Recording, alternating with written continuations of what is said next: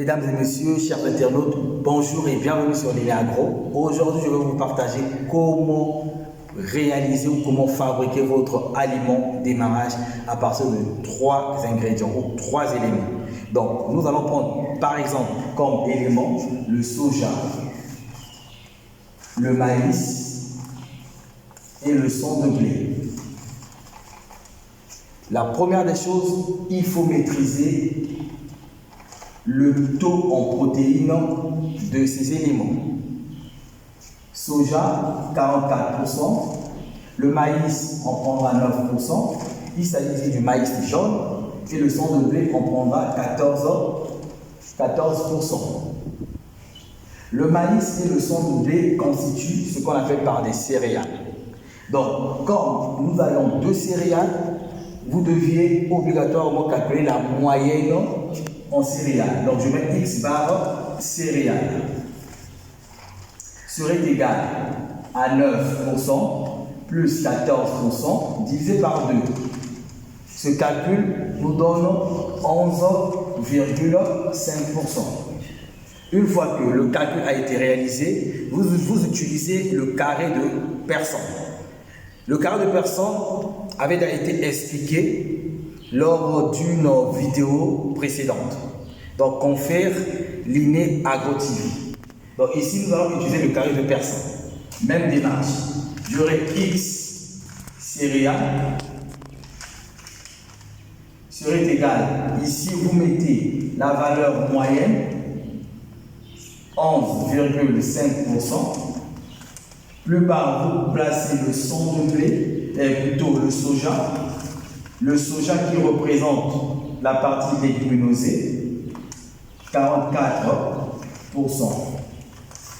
Comme notre objectif est de fabriquer un aliment démarrage, vous vous fixez sur le taux de protéines brutes. Donc, le protéine brut pour un aliment de démarrage est situé entre 18 et 20%. D'autres partent jusqu'à 22%. Ça dépend de la richesse de vos ingrédients. Donc, si nous, on prend 20%, donc l'intersection de vos diagonales, vous mettez 20%. C'est le taux de protéines brutes. Et en termes de valeur absolue, vous faites ces calculs.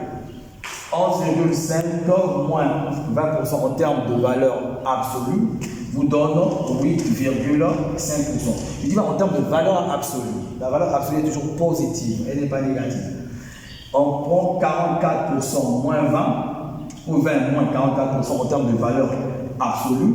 Vous aurez 24%. Voilà, vous aurez 24%. Une fois que vous avez réalisé cela, il faut maintenant trouver la part des céréales et la part des soja. Part des céréales.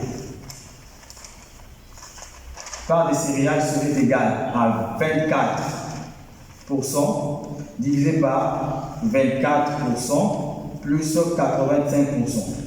Dans ce calcul, vous allez constater que les pourcentages vont s'annuler et le résultat serait de l'ordre de 0 et quelques. Vous devez multiplier le tout par 100 pour ramener ça en pourcentage. C'est très important. Donc, 8,5. Donc, 24 plus 8,5. Ici, 8,5.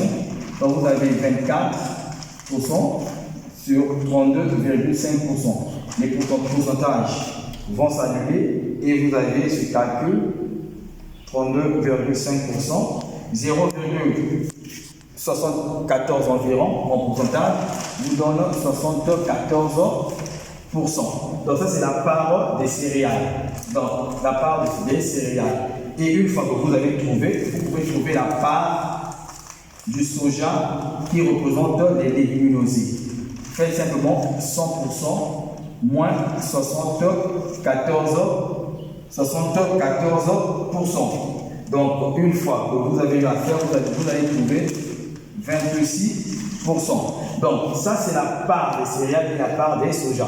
Maintenant, il faut retrouver la quantité du maïs et la quantité du son de blé, donc c'est 74%. Mais comme nous avons apporté une seule part de maïs, une seule part de son de blé, il suffit de prendre cette valeur et de diviser par 2.